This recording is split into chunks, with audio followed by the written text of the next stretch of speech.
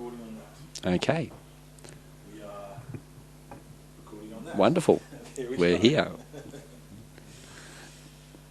It's like, people talk about computer error, and I'm like, no, it's not a computer. Someone somewhere did press the wrong button. Yeah, I think so. I've never done that before, so that's obvious that I'm very privileged. that's what needs to be happening. So, like we've already said, I think we're fine, mate. We just need to get back into it. So, I think we'll recognise the Indigenous first, just out of respect. Yeah. And you know the people that are involved, so. And then we'll get into we'll just rehash what we were discussing, I think. Sure. In which way we go. Well, from my understanding, we're on Bundjalung land. Yep. And the Bundjalung area is quite large. It goes all the way to Casino. It's probably about 700 square kilometres. Yep. It's a large area. Yep. And then there are tribes within that. Mm-hmm. And you have the Arakwal, for example, which claim to own the area from Byron Bay up through to Richmond River. Yeah. And then on the other side of the Richmond River, you have the Githibal. Yeah. And the Stonehenge is technically on Arakwal land. Mm-hmm. And yet I spoke in Githibal territory because I'd crossed the river. You crossed the... okay. All right. And I didn't know at the talk. Did you know that at the talk, just to say it now, there were stones at the front of the hall? No. And those stones, I believe, are actually part of the Stonehenge. So literally, when I was talking, I could have got 90 people or whatever and say, hey, come outside and check out a stone. I didn't know. They were there. I took photos of these massive stones that are actually in front of the hall. Wow. And we were there, yet we never saw them. We never saw them. I didn't see them on the day. It wasn't until the next day I went past and went, oh, these big stone monoliths are here. Oh, yeah. I'll have to have a look next time I go past. Go past the hall. See. All right, mate, so we'll just do the 5, 4, 3, 2, 1. It's my great pleasure today to welcome Richard Patterson to the podcast. How are you, mate? I'm very good, Triffin. Thank you very much for having me talk here. I really appreciate it. Oh, I'm eternal gratitude to come down to your house today. And just before we get into it proper, there is some work going on in the background, so there might be some bangs and that sort of stuff. Everything's cool. Yeah. Richard was gracious enough to have me in his home so we can sit down and discuss the Australian Stonehenge, and you were the one that found the documents back in 2013, mate. Yeah, I am. So, but before we get started, I think we should probably acknowledge the Indigenous people of the area, because they were the custodians and owners of the land and used the Stonehenge for its purposes. So, what land are we on, mate? We're on Bundjalung land at the moment, which is what they use to describe the nation, which is about 700 kilometres. And they base it on language. So a common language shared was the Bundjalung. Yep. But there were dialects of that language, and that was further subdivided into other groups. So you have the Arakwal, for example, which is based around Byron Bay. Yep. And then you have the Githibal, which is part of Mullumbimby. Mm-hmm. And I believe Ocean Shores is another tribe again. Okay. So there is a number of tribes, but I would just like to acknowledge the sovereign people. The people of the country, yes, the people absolutely. who lived here for perhaps up to 120,000 years. Well, I think not long ago, it's gone out to 150,000. Oh, okay. Yeah. There's an article on the Facebook page. It's actually gone out to 150,000 now. Through millennia. Those who successfully lived in harmony in the land for millennia before they come to the Europeans, I'd like to acknowledge them. Absolutely, me too. So we acknowledge the people of this land and the custodians. Yeah, this talk would not, it would not be possible if it wasn't for those people. Absolutely. Yeah. Absolutely. So we want to discuss the Australian Stonehenge. So how did you come across the documents, mate? Well, in 2013, at the start of that year, I'd volunteered to work at the local museum, the Brunswick Valley Historical Society. Yep. And I was digitising some old texts from the 1890s. And it was a laborious task and routine, but important not to get anything wrong when reading old cursive manuscripts. Yep. And I decided to take a break. And I stood up and stretched out and took a few breaths and looked around and I thought, wow, this is a pretty cool place to be. A very old, it was like a movie set at the back of the museum with its archives and drawers overspilling and big cupboards and shelving and stacks of old papers. And I thought, wow, it's like, if I was Indiana Jones and I was going to hide something that was going to change the world's history for the better, like some crystal skull or holy grail, where would I hide it? Yep. And so I looked around and I saw this very monolithic, ironically, bookshelf. And I reached behind it and felt around the back wall and grabbed a piece of paper or two there at the back of the shelf, behind the bookshelf. and fished it out, and it contained one of the letters from Frederick Slater, and a fellow from the 1939, and also it had a partial map of the Australian Stonehenge. And I looked at the map, and I'd come from Victoria, and I didn't know too much about Stonehenges, but I knew that the Victorian Stonehenges, what they had there, which were circles of stones, were very small, and maybe at the very maximum 7 metres wide, with stones that you could easily pick up. And I saw that this is meant to be 300 metres long, and I knew that's huge. So I knew that if this is real, then it's hugely important. Yes. So I then began to search the rest of the museum, and I took a few weeks to collate all the data.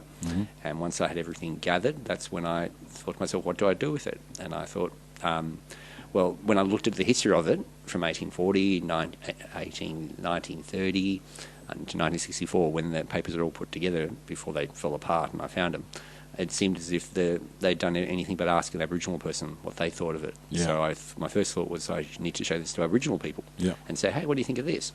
But I didn't know any Aboriginal people. Right. Yeah, so I kept it sort of to myself and kept on researching. Found the location, met the owner, and got into it. For a few months.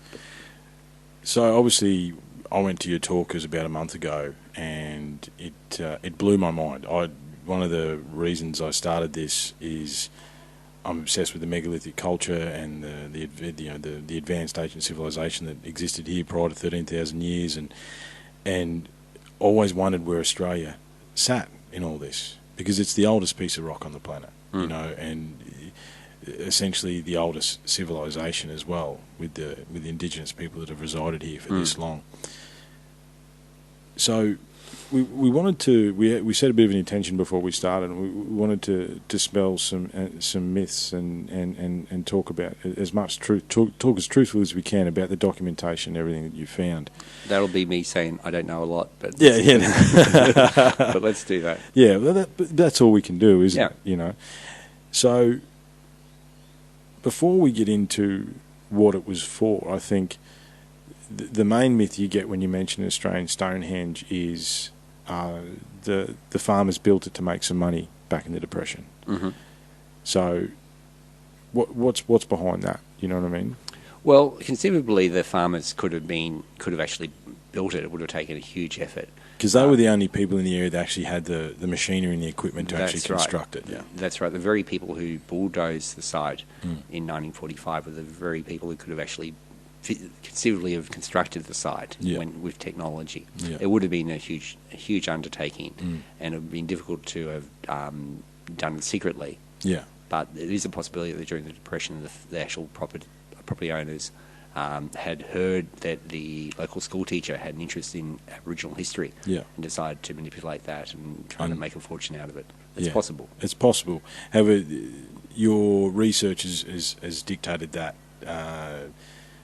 they were dairy farmers at the time, and they weren't, as I say, no one was very prosperous in the Depression. However, they had a sustainable income, and they were actually gave milk away. They were in a position where they could give away and still look after themselves, and that towards the end of the documentation you've got over there on the table, that they were a bit hesitant to continue to have the notoriety of the site. Is that correct? Yeah, so it was in all the papers in 1939. By then it was in every paper, around the country. Yeah, this site, and but the war, I think, changed people's perceptions. Yeah, I think fear came in, and the first thing that you sacrifice in war is truth. Yeah, and I think the war changed their personal perception of how they should deal with this site on their property. So do you and I suppose we just talked about stone arrangement. However, the reality is through the documentation that these stones were covered in symbols. They were covered in a language. They were arranged astronomically. So for them to actually do that, it'd be a massive undertaking. Like the effort is not worth the reward. Would you say? Well, it'd be it's easy to understand that you might get farmers that could put up some stone blocks. Yeah. That's easy to see. But the arrangement that they are in, they're so profound. It'd be hard to imagine that anyone local possessed the knowledge to put in all the Freemasonry symbols and all the Egyptian symbols and cosmic messages it seems to contain. Yeah. So I think we can dispel that one pretty much. Do you think? Is it in your mind? Have you dispelled that myth? Do you think? No, I always have to keep it a little bit. I always have to have that skepticism. Yeah, so, totally. Yeah. So, but I don't work that that's true. I work on the premise that that's not true, and that the stone arrangement existed like all the other stone arrangements existed here. Yeah, and that's an interesting question because, or interesting thing to say there, because you actually through your research have found that when people first came to this area, stone circles were quite common. It was not unknown to have that there was many stone circles around here, not just the one that you've... Yeah, there were dozens. And some were quite intricate and decorative, and some were made out entirely out of crystal, apparently. Wow, okay. Yeah. And the locals traded in crystal. That was their means of trade when they weren't holding gatherings. So when you say trade, who did they trade with, each other? And I think in the last few hundred years, it would have been amongst each other, neighbouring tribes up and down the coast. Yeah. But I believe that the trade was much further afield, way back. And that's some of the evidence you've got does suggest that. We'll talk about that a little bit later. But back to the Stonehenge site. I mean, we've spent some of the day today poring over the documents and looking at the arrangements, because it wasn't one circle; it was two. That's correct. And separated by, say, 300 metres, is that about? Yeah, it's about 270 metres long, 273 metres long. Yeah.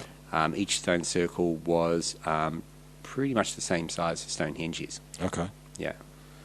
And we were talking about the size of the stones, because obviously I know you did your best to make a computer recreation that is on the page and stuff like that. Are they... Because that's the question, how did they move them there? From my point of view, I look at it logistically. Some of them are quite large, and and the arrangement is very specific, according to the survey documentation. Is there any within the documents? Obviously, there's a lot of documentation there. I haven't had a chance to read all of it. Did they say about the size of the stones in the documentation? Or? The documentation doesn't mention the size of the stone. And so what we've only got is remnants of the stone, like pieces of it. Yeah. So you might, for example, have a corner block, and the corner block itself might be, say, about 30 centimetres long, as in it's a corner of a larger block that's broken, and that corner is very angular. Yeah. But then but when do you know when that corner? How far does it extend to another area? Looking at other arrangements here, though, found around, that were found in the 1890s and 1880s and recorded, those ones were around 1.5 metres high, those arrangements. And I've heard talk that similar stones nearby and arrangements have been found that were several metres high. And we've got instances of 10-metre size blocks that were on a property called in Niagara, which is not too far away, which actually follows the line between the Australian Stonehenge and a similar site we found near the coast. Yeah. So they could be up to 10 metres, but I've got a feeling that there were certain stones that, and this is just looking on the maps, and also how they describe the ceremonies that took place there, that certain stones just weren't moved. They were always there. They were always there. Yeah. And then there were other stones that told detailed stories that were shuffled at the end of the storytelling. Yes. So if you were an interloper, if you were from another tribe and passing through, you could walk right through it and say, hey, ceremonies being taught here and things are being taught, but I can't tell the main story. I can tell that, obviously it's birth and death, or, it's about the future and the past, from the main positions of stones, in the circles and on the trail. But the finer details, the truths, the big secrets, were scrambled. So you see this haphazard arrangement of stones that could be shifted and moved around to break away the story, to take away the code. But then there were keystones, and the keystones could be picked up and moved. So an order would possess the keystone, you place it down where you need to, and that would dictate where it and that'd dictate. It could also dictate what ceremony was taking place as well. I mean, it could. Yeah. So the interpretation that we got. So obviously. 1,000 different symbols, is that correct, or 1,000 different? 1,000 different symbols. 1,000 different symbols, and up to 28,000 words, according to the documentation. That's correct. So 1,000 different core symbols, Yep. and then the arrangements of those symbols, the way they faced each other, and the way the stones were built around each other, brought in or gave another 27,000 words from that. Just that alone changes everything. The fact that there was a written language, whether it be, because you talk about they were like similar to early Egyptian hieroglyphs, petroglyphs. However, just the fact that the wording was there changes the history that we understand, that we've been led to believe about our indigenous. And the closest I've gotten to finding the stones with symbols on them is a gentleman, Mullen Bimby, who I met and visited his house, and he had a few documents. He'd found out about me, I don't know how, and I met him a few years ago, and I should really meet him again. But he told me that in the 1970s or 60s that his younger brother and a friend used to go to the site, and they used to bring home stones that had the symbols carved on them because they thought they were interesting. Even though by 1955 I thought they'd all disappeared. But he said that when I asked him where those stones were, he said they were all given to a fellow who built a barbecue. Yeah.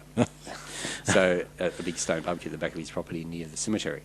So he said, look, if you want to, we can just knock on someone's door, it'll be 20 years, 30 years later, but maybe we can say, can we check out your barbie? Yeah, come and look at the barbie at the back. Yeah. I suppose it's worth talking about, obviously. So after I went to the talk, I obviously did the podcast, and you found the podcast on your birthday. That's a good podcast. Yeah, I found it on my birthday. Thank you. My 50th. Thank you, mate. Thank you for the talk, as I say, and being here today is a great privilege. A lot of gratitude for that. Me too. Thank you for letting me talk to your listeners. No worries, mate. So it was bulldozed after World War II. Yep, 1945. 1945, and the reason behind the bulldozing, from your research, and I think the reason behind the bulldozing was the farmers didn't want to expose themselves and the neighbouring farmers to the infamy of bulldozing stone arrangements. Yeah. So because they had the final stone arrangement, if you took away that circle, then that was the last circle, and then no one would be asking where was the stone arrangements in the other properties. Yeah. So I think to protect them, their neighbours who had already bulldozed, they decided to bulldoze. Yeah. It's I can only think now, and obviously we're looking back through the windows of time. We don't know what it was like back then. I can only think about what we've lost, through those bulldozing of those stone circles, and the understanding of where Australia sits in the global megalithic architecture and from a culture standpoint. And quite literally, the more I learn at the moment, because I'm very deep in this rabbit hole, how advanced the indigenous people were of this land, as far as their building techniques and agriculture and all these things that they did have, beforehand, that when we're led to believe and we're taught the history, that they didn't, and I suppose that, as you say, if everyone else had bulldozed their stone circle, and it's hard to try and wrap your head around it now looking back. However, I suppose at the time it made sense, and obviously the notoriety as well. It was, from your understanding, the Australian Stonehenge that you found, was that more elaborate than the other ones that were found? Or from a ceremonial purposes, was this one? No, that wasn't. It didn't seem to be more elaborate. It just seemed to be big. Big, yeah. As in, it seemed to be designed for a lot of people. Yeah. It was like a shopping complex version of the local store. It was mega. It was a mega structure, I feel. And what's your understanding about its use? What was actually used for, and how do we know that? Because you were saying earlier today about a book that Frederick Slater had. I suppose the thing is too is that to dispel the myth that Frederick Slater never went to the site. No, Frederick Slater never went to the site. He was speaking from, I think, in Sydney at the time. He was a journalist, or Armadale, who wasn't near the site and never come to the site. He sent J.C. Wilbert, one of the fellow members of his society, to go and do all the surveying and mapping with Fred Fordham, the principal, and I think they had help as well. So I think that you could call it a team, but of that team, Frederick Slater, who's the legacy, whose letters we have, didn't visit the site at all.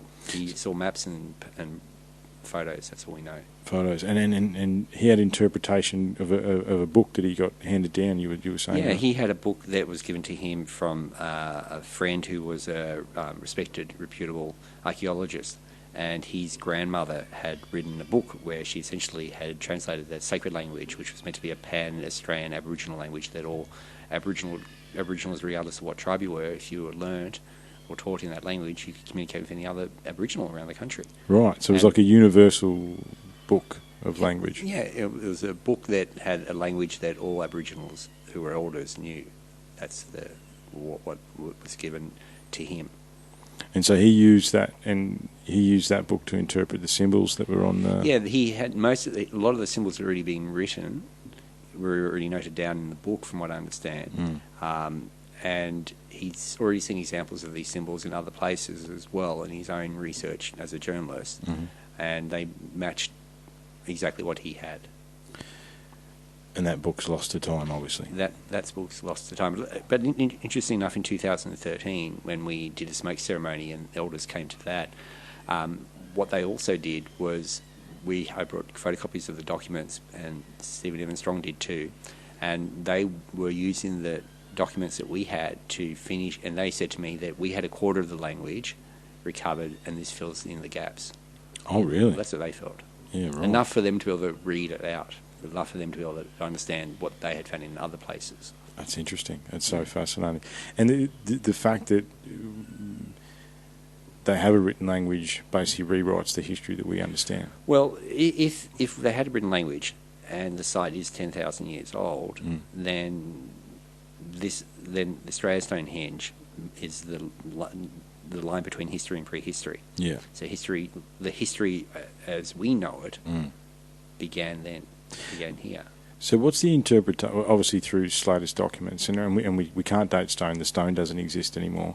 I know I posted a few of the photos. I think it was Evan and Stephen Strong must have taken the time that they were there, some of the angular stones and bits and pieces. How old is it? Do we know? Or can we? Is it just pure speculation, realistically? It's pure speculation, but a lot of information I've read leads me to narrow it down to existing around 12,000 years ago till and operating till 1,500 BC. Okay. Yeah, and in the way we know it, or the way it's meant to have been as a huge library, a place of learning that people came from afar to come to. But I think things changed overseas around 1,500 BC, where there was a cutting off of the tradition, perhaps, of coming to Australia and learning from the Aboriginals. So I think the height of the Stonehenge was from 12,000 BC to 1,500 BC. So that's So prior, either during the Younger Dryas or prior to the Younger Dryas to 1,500 BC. Yeah. Just pretty much near the end of the Ice Age. Yeah. And I suppose, and we talk about near the end of the Ice Age, and as you say, it's where automatically after the Younger Dryas period ends, agriculture pops up.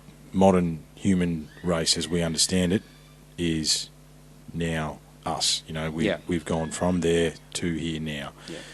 Pretty much the way I've been seeing it is that we had we have a history. We have recorded history. And recorded history begins with some, the Mesopotamians, and Sumerians, and then finally the Etruscans and the Egyptians and all that. Yeah. But no one can say in the Stone Age what was going on. We can look at genetics and look at pathways that people travelled and look at ancient sites.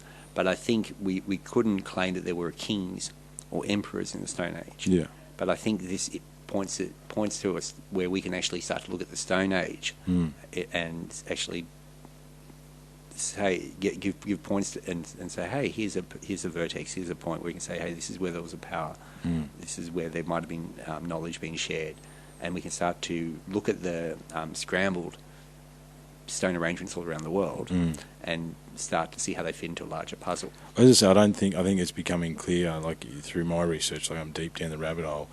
They're becoming less scrambled, and I think the discovery of Australia's Stonehenge actually is a vital piece of the puzzle, because it's one of the only, as of now, the only land masses that doesn't have these stone monuments. You know, they're literally surrounding us. You know, Indonesia already has a megalithic culture. Yeah, well, that's interesting, Triffin, because I hear it often said, even on documentaries about Australian Stonehenge, where people have said, "Oh, you know, we just didn't have stone arrangements here." It's in particular that we had no stone arrangements, but it's a fact that there were many stone arrangements in this particular part of Australia, in this Byron Bay region. It was full of stone circles, so we did have that. It wasn't pretend Australian Stonehenge never existed, like they wanted us to.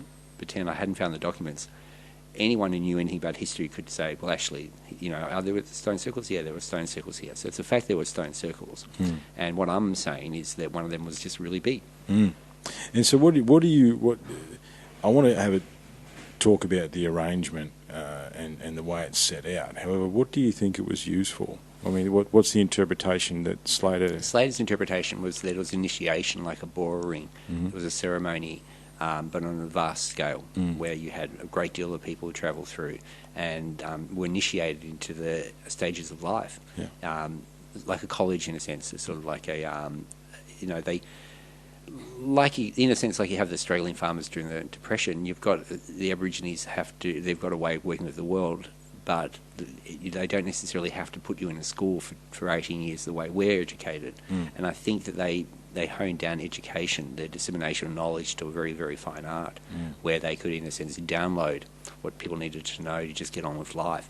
So I think it was a stages of life ceremony that you went through, where you got very quickly had to assimilate concepts of death and birth and marriage and puberty and hate and love and all the natural things we're not taught at school, how to cope with grief, all the things in life we face, I think is what they were taught. The things about being human that we need to know now. Yeah, and I think by teaching those things, when Slater says that they taught our science and taught our spirituality and our understanding of the universe, I think it happened from a human core.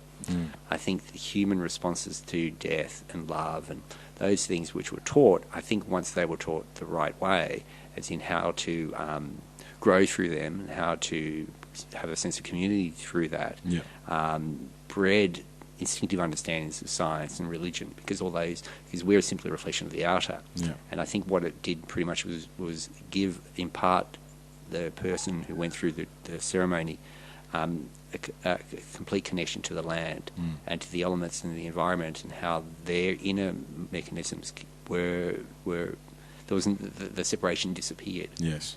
So you could have empathy for all things. Yes. Which I think is, if you were to be an elder, I think you needed to have. Absolutely.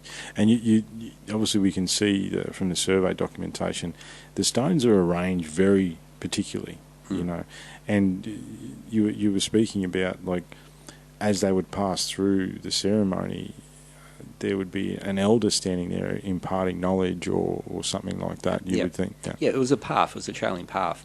And I feel that what happened is the first circle, which was the southern circle, was birth in the tree of life. And that's where you were, where I think it was more to do with that person being ready to accept the information.